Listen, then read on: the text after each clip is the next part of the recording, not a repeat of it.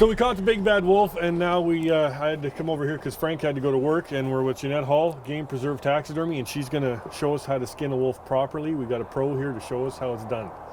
All right. I'm not the pro. Well, first off, as soon as you get a wolf down, you want to take a few measurements because that's really going to speed things up for you at the taxidermist. Okay. I always start off with, take a tape with you. Most guys usually carry a tape anyways because they want to know scores.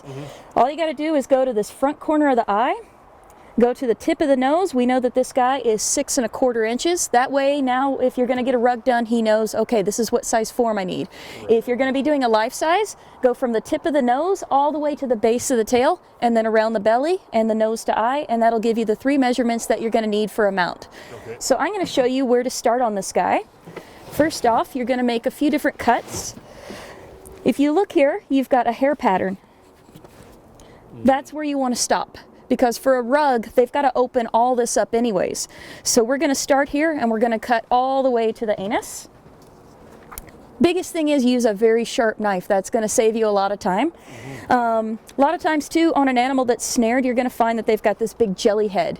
What I like to do is I start on the mouth first. Okay. I always go around the lips. The more lip skin that you can give your taxidermist, the better, because this is all going to get tucked inside the mount.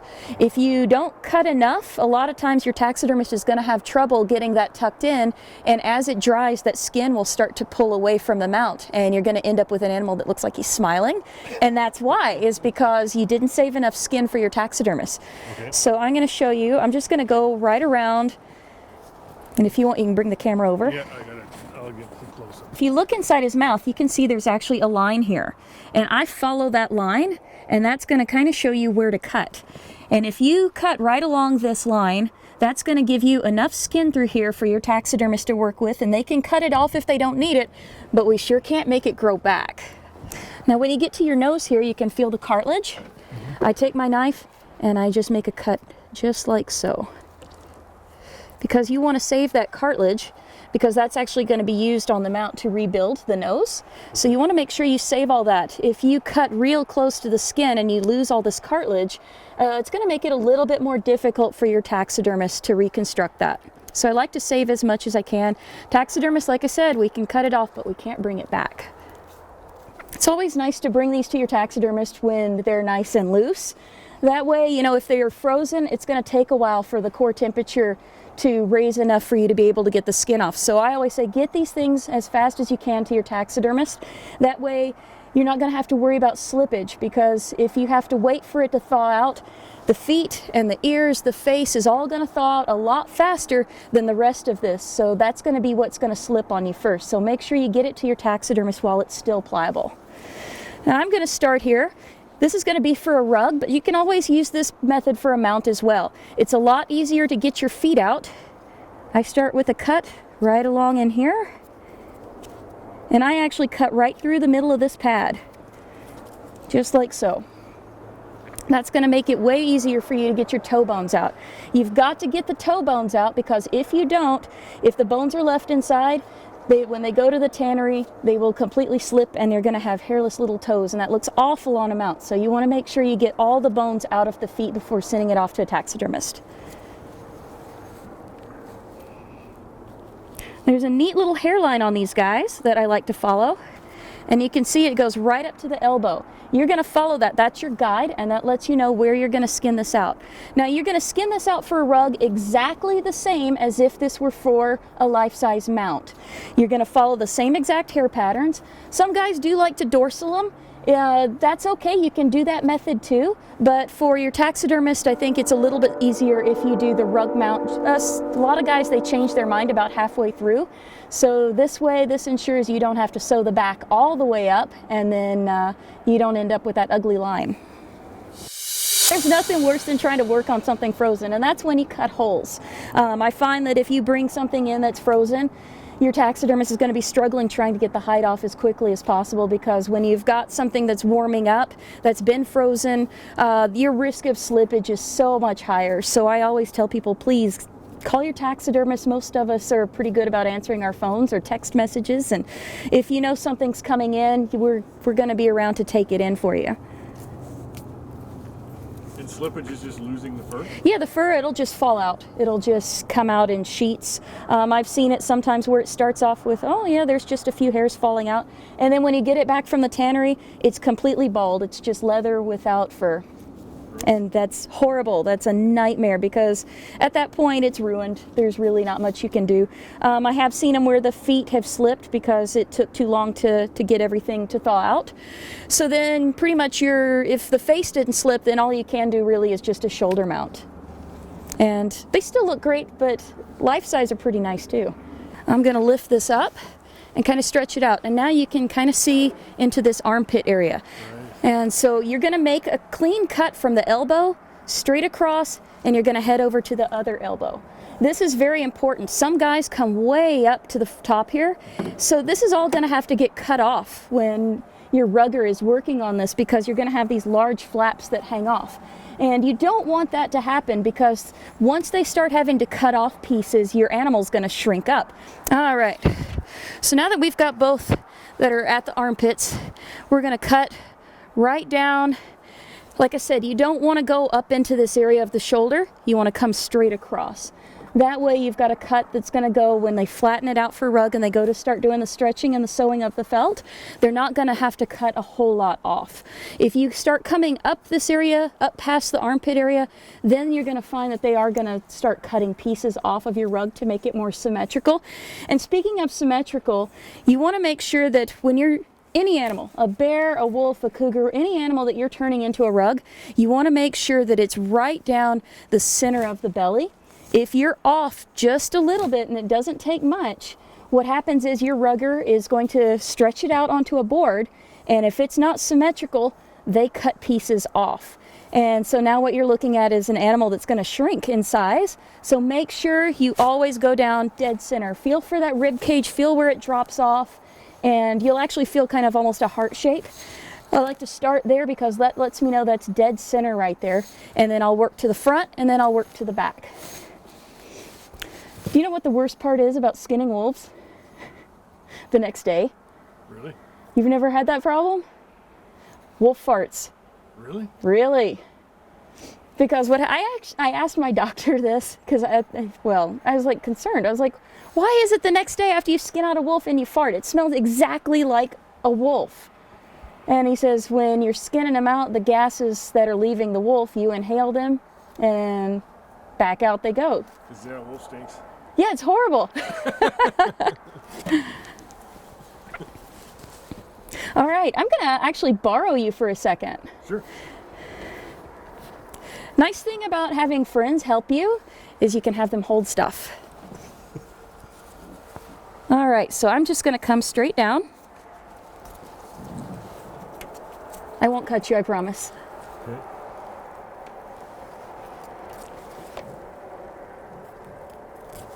And I'm just coming right across that brisket area. And you can actually, if you're not comfortable with coming all the way across, you can meet halfway. Mm-hmm. So I'm gonna show you how to meet halfway. He's not young, that's for sure. All right, so now we've got a cut that's all the way across. Okay. So now I can start opening all this up. So like I said, I look for this breastbone here, and you can kind of feel it right here. It kind of goes in right where the guts begin. Okay. So I'm actually going to start right there.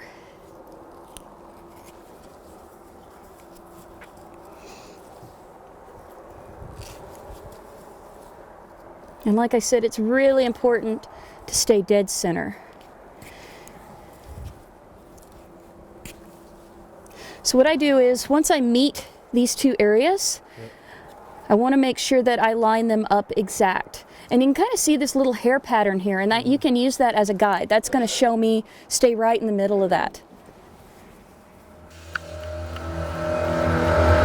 And like I said, we're going to go... We're going to see how it thins out here, but it's nice and fluffy here. Mm-hmm. That's where you're going to stop. Okay.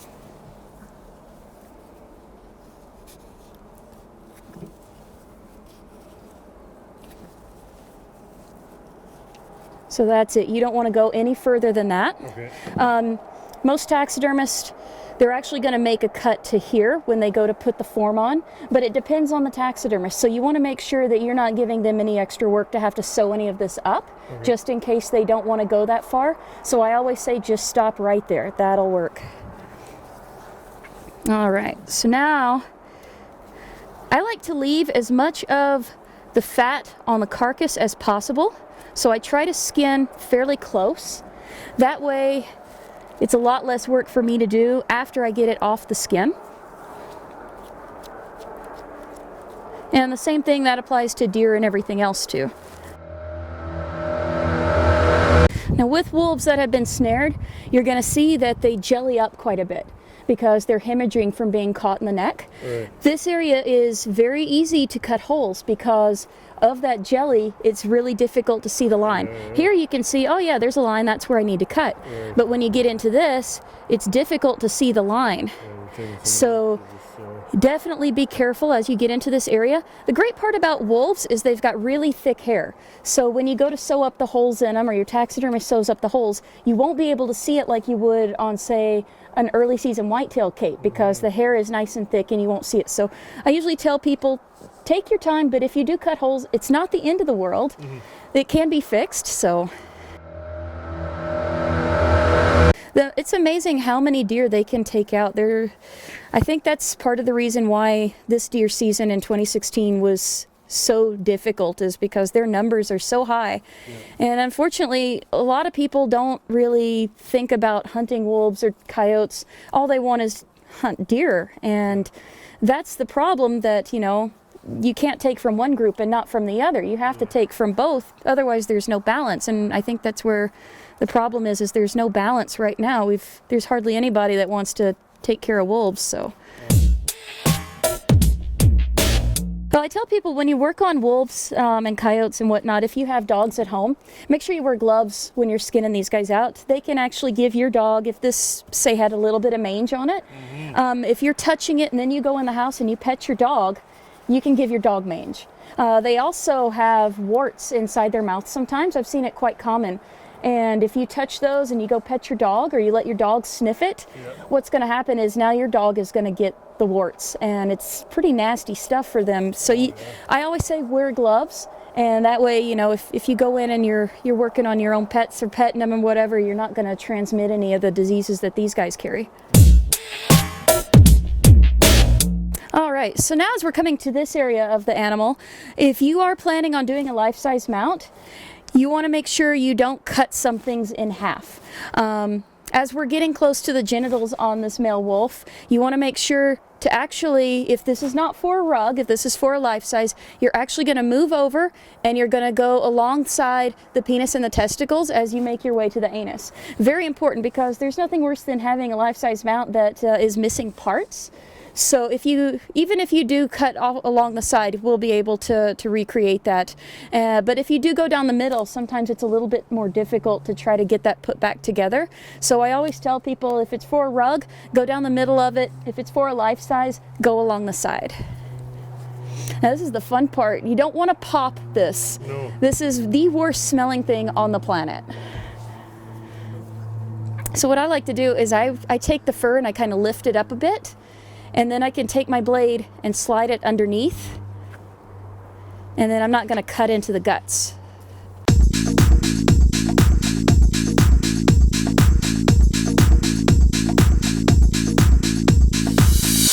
Okay, now once you get to the back feet, again, I'm just going to stick that right down the middle of that pad. Yeah, you don't want to get this near your fingers. I've done it before. This hand alone has about 15 stitches in it, so. But you'll go right along the hock area here. And once you get past the hock, you see there's a change in the fur. It goes from long to short. You're going to follow right along that line straight to the anus. Now, when you get to the anus, I'm going to warn you, they have anal glands. They can shoot that stuff out if you put pressure on it. So you want to be really careful. I tell people there's no need for you to save any part of that anus. Cut around it. Do not cut through it. There's a big danger warning there, because if you cut through it, the smell will knock you out. It's disgusting. So I just tell people, this is a really bad area. This is a danger zone. Danger. This is you can take a paper towel and shove that in there, because a lot of times, since they're loose, the bowels will open up and they'll poop on you. And that's another thing that just, wow, the smell will knock you out. So take a paper towel and just shove that in there, just to kind of keep that area as happy as possible, since you got to work around it. So here you can see there's a line of skin here that there's no hair on it. You're going to follow right along the edge of that. Those anal glands are on each side of the tail. So there's one here and there's one here. Don't hit that. That's bad. Same thing when you're making your cut. I'm going through the center of the testicle here, and I'm just going to meet up right with this cut that I'm making on this back leg. Now the rugger is usually going to remove the testicles anyways. The skin is fairly thin, so if you cut holes, not a big deal, because a rugger's likely going to just knock those off anyhow. Okay. But you want to be able to give her enough skin that, say for instance, if you've got a hole over here, she can take some of this fur and patch it. So if you've got a bullet hole or whatnot, she can match that up and bring it forward and place it where it needs to be. So it's kind of nice having that little extra. Some nice mountain oysters for you to take home. Mm-hmm. Frank, he likes this. I'll save him for when he gets back from work. He'll love them. They're nice big ones too. This is a breeder. You can usually tell the breeders from the non-breeders. This guy here, he hasn't, like in the as soon as it gets towards February, they'll start doing their mating, and they'll actually rub the hair off of this area. Oh, really? And so that's how you can tell if it's an alpha. So he's an alpha? This is probably an alpha. This is a really big guy. Usually tanning is going to be around $250, about the same as a cougar or anything else. And then for rugging is usually going to run you anywhere from $1,500 to $1,800, depending on which taxidermist you go through. Mm-hmm. Some are a little higher than others. Some raise their prices because they don't like to do it, so they try to use it as a deterrent. Well, wouldn't you rather go with the life size or anything like that? I'm actually really big on the shoulder mounts. I try to push the shoulder mounts because they're a little bit easier to put in your home, and they look pretty darn sharp. But just as personal preference. But you can still shoulder mount this, right? Oh, absolutely. This could still be a shoulder mount. You could still tan up the rest of this. And a lot of guys, they'll take that back half there that I don't use, and they'll put it on their jackets. They'll use it as a ruff, and it looks pretty sharp, especially since I hear some stores now are boycotting fur. Okay, so again, I'm going to show you how to take off the leg, because your taxidermist is going to be able to take the toes out a lot easier than you would. Right. So if you don't want to do it, you cut that Achilles tendon. Now that's going to loosen all this up, and you just watch for where that joint is bending. And I can see that it's bending there, so I'm just going to make my cuts. And with these guys, you can usually give them a good crack. This one's not quite there yet.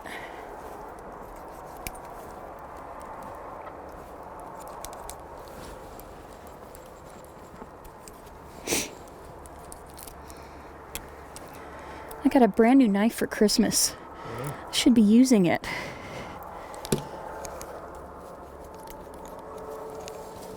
Okay. There we go. There. That's how you do it. That's how you do it. Easy peasy. Don't mess with Jeanette. No, don't mess with Jeanette. She's good with the knife. You crack your knuckle. Yeah. All right, so now I'm going to do the exact same thing as I did on that side. Okay. Go right through the center of that pad. I'm so glad it's not minus 30.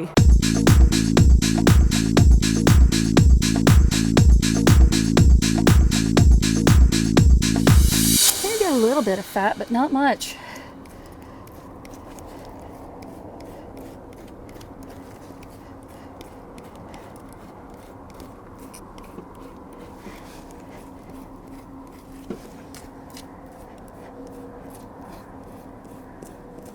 Now this little layer of meat is really easy for your taxidermist to get off. If you leave that on, it's not a big deal. Your taxidermist can take that off very easily.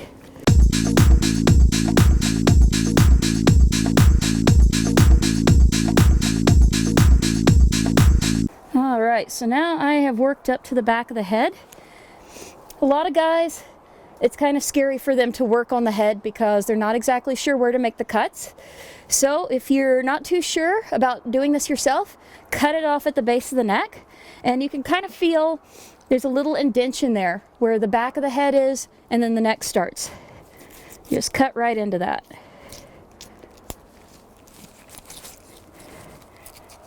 You should be able to feel the atlas, and now I can feel the brainstem and the back of the head, and so you'll just cut right into that, and we're going to take his head right off. Now, as you can see, I'm trying to keep it out of the snow. You want to keep this thing as dry as possible, and I know that sounds tough, and it is, but the more moisture that you get on this, that induces bacteria. So you want to keep it as dry as possible. And it's going to get messy here because now you're cutting into the jugular. And on a trapped animal, they haven't really bled out. So once you cut into your jugular, expect it to go pretty quick. You'll end up with a little bit of a mess. I just try to keep the cape out of the way as much as possible. All right, so once you got it where everything's pretty much cut, you can just take that head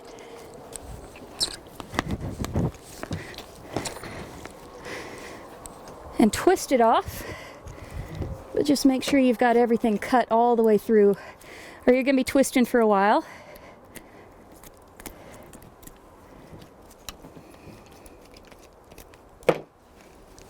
You can also take the head, grab it around the mouth, and push it back. And that's going to open up all of this stuff. Then you can see a little bit better inside. Voila. So now what I like to do is we'll just move this out of the way.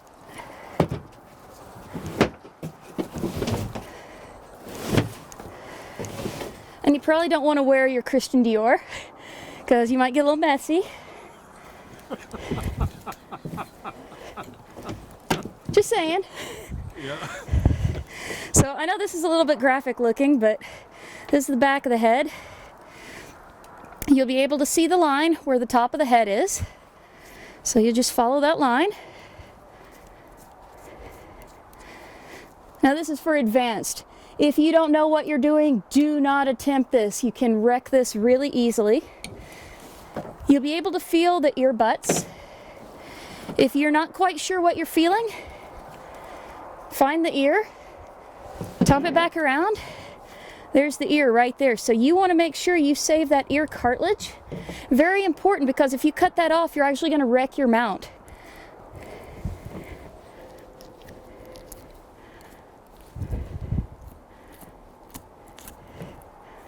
So there you can see I just cut through the ear cartilage. So there it is going into the head. Very, very important you keep it as close to the head as possible. Now it's okay for you to cut holes anywhere in the body. That's easy to hide. On the face, not so much. You want to take extreme caution going on the face. If you cut anywhere on the face, it's very difficult to repair.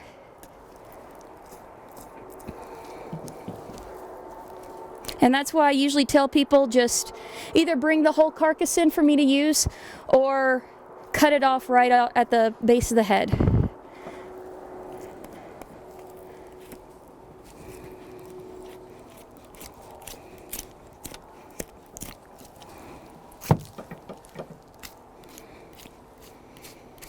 Sometimes it's a little tough. It's a lot like swimming too, because you can see you're dealing with a lot of blood, a lot of congealed blood. So just go slow. Take your time. And now you're going to start coming into your cuts that you made earlier.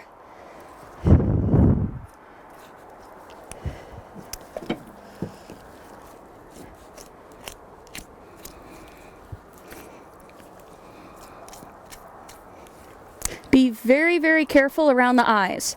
That's the biggest part that I see get messed up, is people go around the eyes, and keep in mind there's no fur around the eyes, so you've got to be super careful not to cut any of that. If you cut the back corner of the eye or the front corner of the eye, you'll end up actually seeing it on the mount. It's very, very difficult to conceal.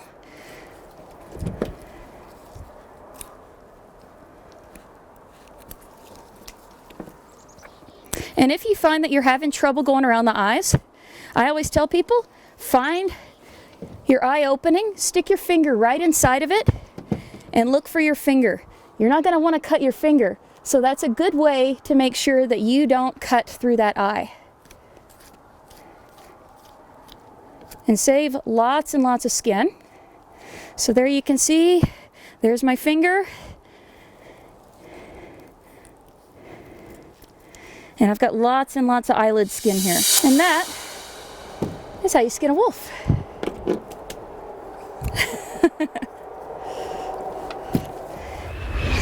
Another tip I want to tell you is once you've got it completely skinned out like this, do not put salt on it.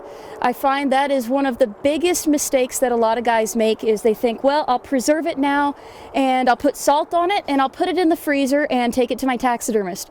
You have just officially ruined your hide, because all of this has to be turned completely. You've got to cut all of this inside and open it up, get all the flesh off. You've got to turn the ears inside out as well as the paws. And so once you put salt on it, keep in mind, salt doesn't freeze. So if you go to put this in your freezer salted, expect it to slip 100%. The hair will fall out and there's nothing you can do about it. You have effectively just ruined your mount. So keep that in mind. And also never ever put salt on a hide that hasn't been properly turned and fleshed. Now I have about probably a good hour, hour and a half to take the toes and the tailbone out, as well as to turn the face and get all the flesh off the body, and only then can you put the salt on. So I hope this helped you guys.